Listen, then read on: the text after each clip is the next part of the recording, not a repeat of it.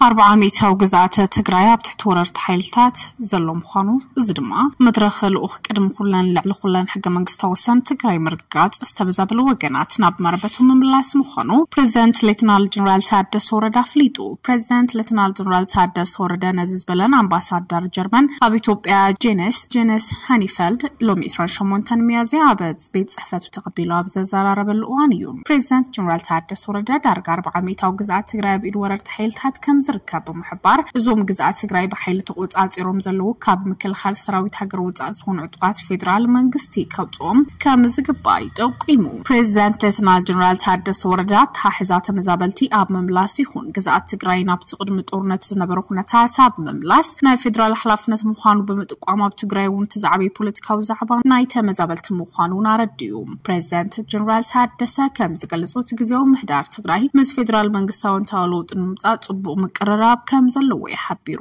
ቀደም ክብል ተመዛበልቲ ናብ መረበቶም ምምላስ ኣብ ጸለምቲ ዝተገብረ ሙከራ ብሰንኪ ናይ ጸጥታ ኩነታት ዘይምጽራይ ዳግማይ ክመዛበሉ ድሕንነቶም ኣብ ሓደጋ ክወድቕ ከም ዝኽኣለን ትገልጹ። እዚ ድማ ዝኸብድ ህይወት ክነብሩ ዝተገደዱ ወገናት ቅድሚ ክረምቲ ናብ መረበቶም ምምላስ ብዝተኽኣለ መጠን ምስ መንግስቲ ፌደራል ብምርድዳድ ድማ ስራሕ ክጅመር ከም ዝግባእ ሓቢሮም። ኣብ ቀዳማይ ዙር ንምስንባት እግረ ምትካል ዕጥቂ ምፍታሕ ዝተተሓዘ ትልሚ 75,000 ምዃኑ ክሳብ ቀጻሊ መስከረም ከም ዝዛዘም ዝገለጸ እንትኸውን ካልኣይ ዙር ድማ ምስ መውሓዝ ሕገ መንግስታዊ ግዛት ትግራይ ተመዛበልቲ ወገናት ሙሉእ ብምሉእ ናብ መረበቶም ንምምላስ ጎና ጎኒ ይስራሕ ኣሎ። ጀርመን ኣብ ትግራይ ብፍላይ ኣብ ሕርሻ ትምህርቲ ጥዕና ወዘተ ዝናድ ሓገዝና ገብረት ምጽናሕ ዝፍለጥ እንትኸውን ብቐጻሊ እውን ትግራይ ንምትሕጋዝ ትገብሮ ምንቅስቓስ ኣጠናኺራ ክትቀጽል ጸዊዓ። ኣምባሳደር ጄነስ ሃኒፈልድ ብወገኑ ግዚያዊ ምሕዳር ትግራይ ፖለቲካዊ ቅልውላው ትግራይ ንምፍታሕ ሒዝዎ ዘሎ ትልሚ ብምንኣድ ጀርመን ኣብ ትግራይ ዘላቕ ሰላም ኣብ ምርግጋጽ ዝተፈላለዩ ናይ ልምዓት ስራሕቲ ኣብ ምጥንኻር ዝተጀመረ ሓገዝ ከም ትቐጽል ኣፍሊጡ። እቲ ኣምባሳደር ከም ዝገለጹ ንትግራይ ተስፋ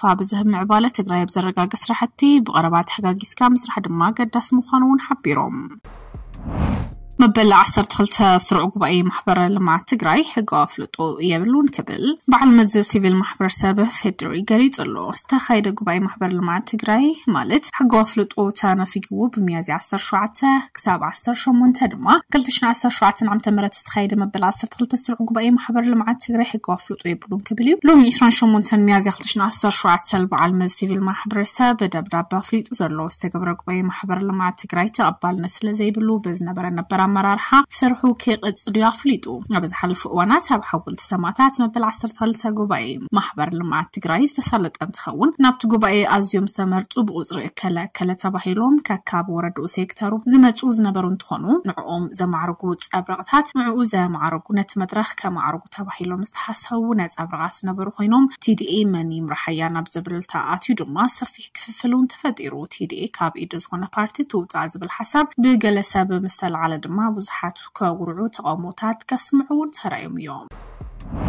ኣብ ኣስመራ ዝፍጠሩ ስክፍታታት ዘይዶም መንግስቲ ጠንቂ ሃገራዊ ስጋት ይኸውን ኣሎ ዝብሉ ወገናት ኣብ ውሽጢ እንደገን ዘሎ ህዝቢ ነዚ ናብ ሓደጋ ገጹ ዝኸይድ ዘሎ ኩነታት ብኣግኡ ንምምሕራራይ ርእይቶ ክገልጽ መዋጽኦ ክፈጥር ጻውዒት ዝቐርብ ዘሎ መልካዊ ስርዓት ምህላው ብልዕሊ ቁጠባን ማሕበራዊ ዝምድናታት ሃገር ኣሉታዊ ጽልዋ ዘለዎ ብምዃኑ ምስ ኤርትራ ዝግበሩ ክባት ካብ ኣሉታዊ ጽልዋ ሓራር ከም ዘይኮነ ብኸመይ ክረጋገጽ ይኽእል ይብሉ። መልካዊ ካይዳ ፕሬዚደንት ኢሳያስ ኣፈወርቂ ነቲ ሃገር ኣብ ሓደጋ ከም ዘውድቓ ዝምግቱ ተዓዲ ብኸመይ ትምራሕ ኣላ። ሰለስተ ጨናፍር መንግስቲ ሓጋጊ ፈራድን ፈጻምን ኣካላት እንተዘይሰሪሖም ድማ ሰልፊ ህግደፍ ሃልዋት እንተዘይብሉ ቀጻልነቱ ብኸመይ ከረጋገጽ ይኽእል ክብል ነቲ ኩነታት እውን ይገልጽዎ። ካብዚኣቶም እውን ሓደ ዲፕሎማት ኤርትራ ዝኾነ ከም ዝብሉ ምልካዊ ካይዳ ፕሬዚደንት ኢሳያስ ነቲ ሃገር ኣብ ሓደጋ ከም ዘውድቓ ዝምግት እቲ ዓዲ ብኸመይ ትምራሕ ኣላ። ሰለስተ ጨናፍር ከም ዝብለ እውን እቲ ሃገር ክትወድቕ እታ ቤት ጽሕፈት ፕሬዚደንት ምውዳቕ ጥራሕ ተሪፍዋ ዘሎ ብምባል እቶም ናይ ጸጥታ ሓይልታት ብቐጥታ በትሕቲ ፕሬዚደንት ምእተዎም ከም ትካላት ይዳኸሙ ከም ዘለው እዮም ትፍልፍል ዘረድም። እቶም ብዕድመ ዝሸምገሉ ዘሎ ፕሬዚደንት ኢሳያስ ኣፈወርቂ ዝርከቦም ቀንዲ መራሕቲ ዝትክእ ሓድሽ ደም መሪሕነት ይፍጠር ስለ ዘሎ ስክፍታ ብዙሓት ንዓበይ ይመጽእ ኣሎ። እቲ መሰረታዊ ፍታሕቲ በኺሩ ዘሎ ስርዓት ሕጊ ክረጋገጽ ቅዋም ክትግበር ርእይቶ መሰላት ህዝቢ ክኽበር ብምጥላብ ኤርትራውያን ኣብ ክንዲ ሕልሞም ናብ ስደት ሓፂ ምባል ዝኸውን ናብ ዓዶም ተመሊሶም ሃገሮም ብዲሞክራሲያዊ ገባብ ከመሓድሩ ከማዕብሉ ከም ዘለዎም ይምዕዱ። ተዝፈሸለ ፖለቲካዊ ቁጠባ ምዕባለት ሃገር ኣሉታዊ ማሕበራዊ ድሕንነት ሓደጋታት ኣስዒቡ ኣብትን ሓርነት ዝተኻየደ ነዊሕ ቃልሲ ኣዛዝ ሰራዊት ኮይኑ ከቢድ ኣካላዊ ስንክልና ዘጋጥሙ ክፍለ ዮሃንስ ከም ዝብሎ ድሕሪ ናጽነት ህዝቢ ኤርትራ ናብ ዲሞክራሲያዊ ምሕደራ ከምኡ ናብ ቁጠባዊ ማሕበራዊ ምዕባለ ከምርሕ ምዃኑ ንሱን ብጾቱን እውን ጽኑዕ እምነት ከም ዝነበሮም ይዛረብ ድሕሪ ናጽነት እውን ከምቲ ናይ ቃልሲ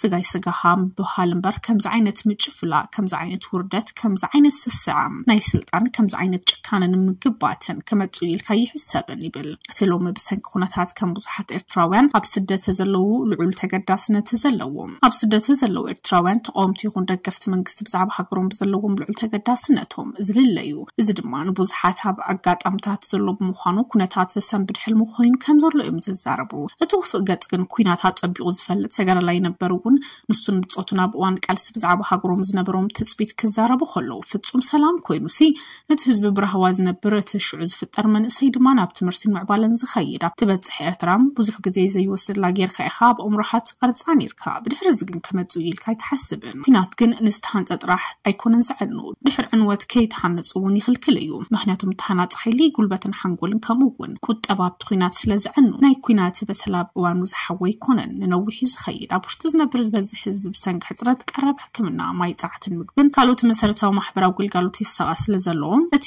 ቅድም ሃገር ተሃሉ ዝብል ጭርሖ ዝተፈጥረ ዘይቋረጽ ቅልውላውን ምግሕቋሕ ሓያል ማሕበራዊ ክብርታት ከም ዝፈጠረውን ኤርትራውያን ይረድኡ ሓደ ካብቲ ኣብ ኤርትራ ተፈጥሩ ዘሎ ዝብልዎ ምድኻም ክብርታት ርእስኻ ምኽኣል ዝብል ማሕበራውን ፖለቲካውን መትከል እንትኸውን እቲ ኩነታት ኣብ ሕብረተሰብ ናይ ተጸባይነት ባህላ ስሪጹ ብፍላይ ብልዕልቶም ኣብ ስደት ዝነብሩ ዜጋታት ዓብዪ ጾር ኮይኑሎም ዜናት ካብ ምድላይ ነውሪ ርእስትኻ ክኢልካ እንተዘይኮይኑ ብጽጋዕተኛ ናይ ሓውካ ናይ ሓፍትኻ ወይ ድማ ኣብ ኣፍ ደገ ዘሎ ኣይኮነን ወይ ድማ ኣብ ደገ ዘሎ እውን ኣይኮነን ኣብ ገጠር ይኹን ኣብ ከተማ ሰበብ ዓቕሙ ዝነብር እንትኸውን ካልእ እውን ኣብ ግዝኣት ሕጊ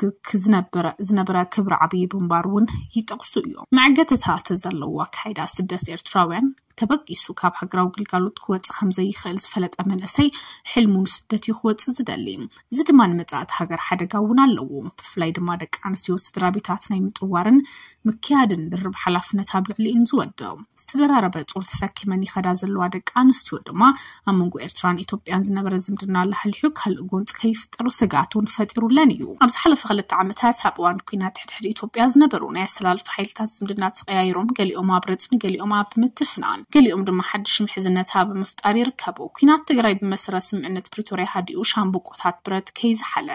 ኣብ ክልል ኣምሓራ ሓድሽ ጎንፂ ተወልዑ ይቕጽል ኣሎ እቲ ዝያዳ ሸቕሎት ዝፈጠረ ግን እቲ ኣብ መንጎ ክልቲአን ሃገራት ተፈጢሩ ዘሎ ውጥር እንትኸውን ዋላ እኳ መራሕቲ ክልቲአን ሃገራት ኩናት ከም ዘየድሊ ዝገልጽ እንትኾኑ ኣዲስ ኣበባን ኣስመራን ብመንገዲ መንግስታዊ ማዕኸናት ዜናታትን ዝለዋወጡ ዘለዋ መግለጽታት እቲ ኩነታት ይዓርግ ከም ዘሎ እዩ ዝእምት መብዛሕትኡ እዋን ስድራ ቤታት ማሕበረሰባት ዘጽንት ዘሎ ኩናት ብስም ሃገራዊ ድሕንነት ይውሉ ዝእወጅ እዚ ግን ክሳብ ክንደይ ናይ ሓቅነት ኣለዎ ዝቐዛፉ ዓንኬል ኩናት ብኸመይ ክብተኽ ይኽእል ኣብ ዝብል መዳይ ግን ምዕሳል እውን ዝደለ እዩ ፕሬዚደንት ኢሳያስ ኣፈወርቂ ዝርከብዎ ሰበስልጣናት ኤርትራ ሃገር ካብ እግሪ ተኽላ ጀሚሮም ግዳይ ጂኦፖለቲካዊ ባህግታቶም ክገብርዋ ዝደልዩ ሓይልታት ወጻኢ ከም ዘለዉ ኣብ ተጠንቀቕ ክጸንሕ ከም ዝተገደደት ይሕብሩ ነሲዒቡ ድማ ከም ዝበለ ስጋት ሃገራዊ ድሕንነት ብምህላው እቲ ሃገር ብከምዚ ትኸዶ ዘላ ስርዓት ምሕደራ ክትክተል ተገዲዳ ኣላ እዚ መኸወል ፖለቲካዊ ስልጣን ትገዛእ ስርዓት ምዃኑ ብዙሓት ኤርትራውያን እንትገልጹ ላዕለዋት ዲፕሎማት ኤርትራ ዝነበረ ከም ዝብሎም ብዛዕባ ስጋታት ሃገራዊ ድሕንነት ኤርትራ ክዛረብ ከሎ ዋላ እኳ ናይ ውፃእ ስጋት ክህሉ ባህርያዊ እንትኾነ ዝዓበየ ስጋት ግን ብቐንዲ ካብ ውሽጢ እዚ ምንጩ ምዃኑ ይዘብርህ መልካዊ ካይዳ ፕሬዚደንት ኢሳያስ ነቲ ሃገር ኣብ ሓደጋ ከም ዘውደቓ ዝምግቱ እንትኾኑ ኣብ ውሽጢ ዓዲ ብኸመይ እዩ ዝምራሕ ዘለዎ 3 ጨናፍር መንግስቲ ሓጋግን ፈራድን ፈጻምን ኣካላት እንተዘይሰሪሖም ታሰልፊ ህግደፍ ሃልዋት እንተዘይብላ ቀጻልነቱ ግን ብኸመይ ክረጋገጽ ይኽእል ዝብል ድማ ንብዙሓት እውን ኣብ ሕቶ ምልክት ዘእተወ እዩ ናይ ጸጥታ ሓይልታት እውን ብቐጥታ ኣብ ትሕቲ ፕሬዚደንት ምእታው ከም ትካላት ይደኸሙ ስለ ዘለዉ ድማ ትብዕድመ ሸምጊሉ ዘሎ ፕሬዚደንት ኢሳያስ ኣፈወርቂ ዝርከቡ ቀንዲ መራሕቲ ዝትክእ ሓድሽ መሪሕነት ዝፍጠር ስለ ዘለዎም ብስክፍታ ብዙሓት ንዓበይ እውን ይኸድ ኣሎ ኣብ ውሽጢ ደገን ዘሎ ህዝቢ ነዚ ናብ ሓደጋ ገጹ ዝኸይድ ዘሎ ኩነታት ብኣግኡ ምምዕርራይ የድልዮም እቲ መሰረታዊ ፍታሕ እቲ በኺሩ ዘሎ ስርዓት ሕጊ ክረጋገጽ ቀዋም ክትግበር ርእይቶን መሰላትን ህዝቢ ክኽበር ብምጥላብ ድማ ኤርትራውያን ኣብ ክንዲ ሕልሞም ናብ ስደት مبالغ خون ناب عدم تمليسهم هجرهم بديمقراطية جباب كم حضروا كم عبلوا زبل ريتونا لوم ملكوا سرعة مهلاو بلعلقوا طبعا محبراون زمدناتات هجر ألوتاوي صلواتات كم زلود ما زفلت يو لعلوت بيت فرد حبرات هاجرات السودان بمصنات علي تحبباري تياب موبايل بلعلي إميريت عرب زغربتو كسنتي يقولون السودان إميريت عرب بتبع 16 حاسوط رسابات زموتلو مدينات دما ككاب أبايتهم كم زابلو استجددلو وزحت دما بتميت غازا فلوكينات حد السودان حيلتات دعمر سريع كم زرقفتو يا خسيسام إميريت عرب نتخسي ملو بمنطقة قداي بوليتيكا وتواصل يكتب لنا تيجاتو أب هيك زركب حقرو بيت فردي إمريت عرب كابتو علم صنعت علي ستك عنقس تشعت سلزوت بخالوت هاجرات كتكسس دخلوا بزي مهلا ودما قداي كقتل كم زي خل وسينو تبيت فردي سلطان كم زي بلو بزعبا مرتوع نايت السودان زقربت تخصص هنا مرقتي كي وسد زخ اللي قالتو عبتب السودان زقربة كسي إمريت عرب نشراوي تدعم سريع بوتادرا وفاينانس هاو لوجستيك هاوي كاب مدقافتو سخير بدارفور بلا العرب زي يكون اسمح برسبات بفلايد ما بالعلي ما ساليت متقعد كم زفت ما يتقاس تكسات جملة وثلاث باسكدار تكبر من مزبال كم ونت وتو عمد كم مسارح وكينات متقام زدغال انتخون مكتلت حاجة قادت منستر بوليتيكا إمريت عرب ريم كيتاي وصانة بيت فردن طرو صانة يبومبال محبر سب على منزعنا وكينات كبقع حزب السودان مدقاف كادهب كم زلو سبا وحاجز دمانا كلهم زدلو كبات خط قلب على ويلو سراوي السودان يكون حيلتات تعمل سريع من نتدق سبات إلى ما زقبر قتلات سبا ورديت بمعقاف الزمتان حاويسو كخصصو صانيحهم السودان بلعلو بيت فرد حبراس هجرات زقربتو كسينتو ما بتقداي بغتاز واسو زلو حيلتات تعمل سريع زي كونت نتهم نعاتهم دقيفوت بهال إمريت عرب زنت أطره كم زخونه تلمود كسون حاسبيرو زلو